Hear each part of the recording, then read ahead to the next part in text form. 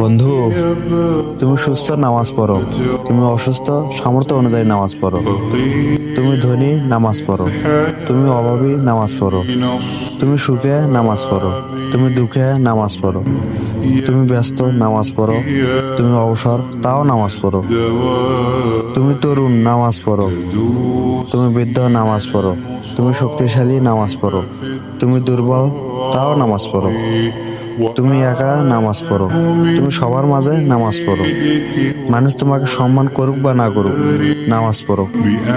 মানুষ তোমাকে ভালোবাসুক বা না বাসুক নামাজ পড়ো, তোমার হাতে অনেক কিছু থাকুক বা কিছুই না থাকুক নামাজ পড়ো, কারণ একদিন সবকিছু ছেড়ে চলে যেতে হবে, কিন্তু তোমার নামাজে হবে কিয়ামতের দিন তোমার সবচেয়ে মূল্যবান আমলগুলোর একটি। আসুন দুনিয়ার ব্যস্ততার আগে আল্লাহটাকে সারা দেই, আজ থেকে 5 ওয়াক্ত নামাজকে জীবনের সঙ্গী হিসেবে বানায় নিই। আল্লাহ তাআলা আমাদের সবাইকে 5 ওয়াক্ত নামাজ জামাতে শহীদ করার তৌফিক দান করুক, আমিন।